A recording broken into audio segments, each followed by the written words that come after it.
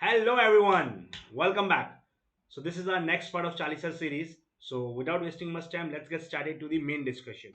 देखो यहाँ पे अगेन एक नया कॉन्सेप्ट हम डिस्कस करने वाले हैं. सी यहाँ पे क्या बोलते हैं. There was a person named Mr. S who was aged 58 years, okay, and he was employed in a government department. Okay, sir government department यानी मुझे ये तो समझ में आया गवर्नमेंट डिपार्टमेंट की बात चल रही है. मतलब सर गवर्नमेंट डिपार्टमेंट तो पब्लिक ऑफिस हो गया ना. गवर्नमेंट डिपार्टमेंट तो ऑब्वियसली पब्लिक ऑफिस हो गया. कोई बात नहीं, आगे देख लेते हैं. He was going to retire after 2 years. Okay, 2 साल बाद ऐसे रिटायर होने वाला था. Mister D made a proposal to mister S to apply for voluntary retirement from his post. Sir क्या बोल रही है. मिस्टर डी ने मिस्टर एस को बोला कि आप 2 साल बाद रिटायर होने वाले हो ना, आप 2 साल वेट मत करो, आप अभी ही रिटायर हो जाओ.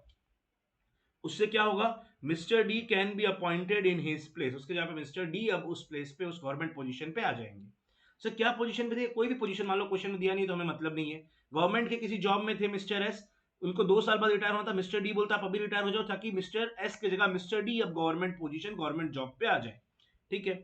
मिस्टर डी ने बोला कि I will pay you 10 lakh rupees if you agree to retire from your position at this point. Okay.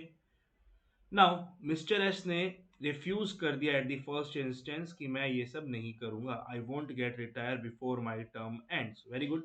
But later on he reevaluated the offer. उसने फिर से सोचा एंड उसने कैलकुलेट किया कि अभी ये 2 साल अगर वो काम करे ना, इन 2 साल जो रिटायर होना बाकी है उसका, उसमें उसको जितना रेम्यूनरेशन इस टेन्योर में ड्यूरिंग दीज 2 years, उसे जितना रेम्यूनरेशन मिलने वाला है उससे उससे उससे डबल मिलेगा अगर वो रिटायर हो जाए अभी. तो बेसिकली इन 2 साल में उसे 5 लाख रुपए मिलता शायद, और अभी मिस्टर डी उसे एक साथ 10 लाख रुपए दे रहा है. And he after rethinking agreed to receive the consideration of rupees 10 lakh rupees and accepted the above agreement to retire from his office.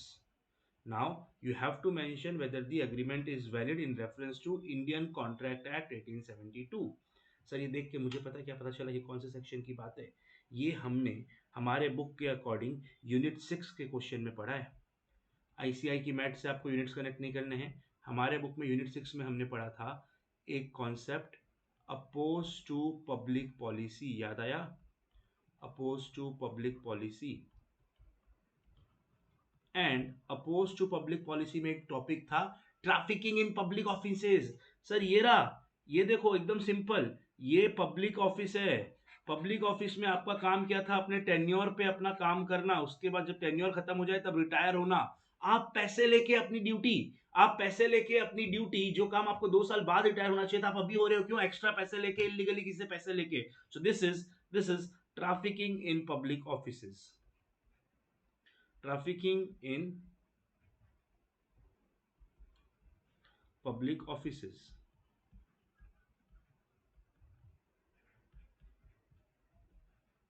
And obviously this agreement would be void agreement, because एक agreement को valid होने के लिए section 10 के 10 element satisfy करने पड़ते हैं, right. 10 में से एक क्या था, लीगल ऑब्जेक्ट. और लीगल ऑब्जेक्ट में क्या बोलते हैं, ऑब्जेक्ट लीगल होगा if it is not illegal, not immoral, not oppose to public policy. So तो यहाँ पे ये लीगल ऑब्जेक्ट का एलिमेंट सेटिस्फाई नहीं हो रहा है. Why? Because this agreement is oppose to public policy, right. आइए आईसीआई का आंसर देख लेते हैं यहाँ पे. तो ये क्वेश्चन क्या पूछा है हम पे, whether the agreement is valid, no the agreement is not valid. देख लेते हैं. आइए देखो, एक बार मैं चेक कर लेता हूँ आपको आंसर क्लियर दिख रहा है कि नहीं. वाई? बिकॉज पहले भी एक वीडियो में आई थिंक प्रॉब्लम हुई, थोड़ा सा आंसर ब्लर दिख रहा था आपको.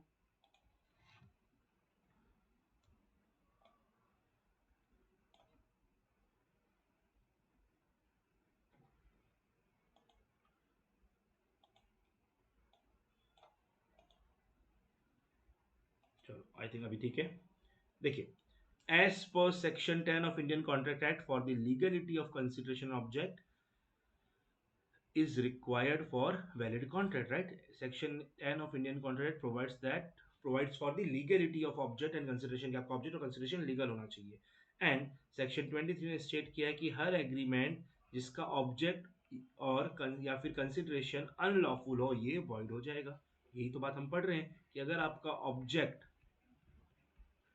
अनलॉफुल है तो कॉन्ट्रैक्ट क्या हो जाएगा, वॉइड अग्रीमेंट। ये क्या हो जाएगा, this would be void agreement, right. अब देख लो सर, यहाँ पे ये जो प्रॉब्लम है ये बात करते हैं about entering into an agreement for trafficking related to public offices, which is opposed to public policy. And public policy requires that there should be no money consideration from the agreement to an office in which public is interested. Government office में हो आप, government job पे हो, public consideration, public interest वहाँ पे involve रहता है, सो आप वहाँ से रिटायर होने के लिए किसी से पैसे नहीं ले सकते। This is oppose to public policy, and public policy oppose है तो ये अनलॉफुल है। So hence in the given case mister S who is going to retire after 2 years, जिसको मिस्टर डी ने प्रपोज किया to apply for VRS from his post, and उसके बदले mister D ने ऑफर किया sum of 10 lakh rupees as consideration. Mister S ने initially मना किया, बट बाद में उन्होंने पैसे लेने के, रिटायर होने के लिए हाँ कर दिया। Here mister S promise of sale of for Mr. D and employment in public service is the consideration for Mr. D is to pay 10 lakh rupees. So therefore ये क्या हो जाएगा as per Indian contract act, sir ये not valid है, ये void agreement है, as this is agreement oppose to public policy, right. So आप इसमें इस लैंग्वेज में नहीं लिखेंगे तो भी चलेगा। ये देखो देखो हमने सिंपल लैंग्वेज में oppose to public policy trafficking in public office कैसे लिखना क्लास में डिस्कस किया है। यहाँ पर मैंने आपको इस क्वेश्चन के थ्रू एक बार आईसीआई का लैंग्वेज भी बता दिया। सो आप इस लैंग्वेज को नहीं लिखेंगे, अपने लैंग्वेज में एज पर क्लास डिस्कशन लिखेंगे तो भी चलेगा, राइट। चलो, so that's it for this video. Thank you so much everyone, bye bye, take care, जय जिनेंद्र।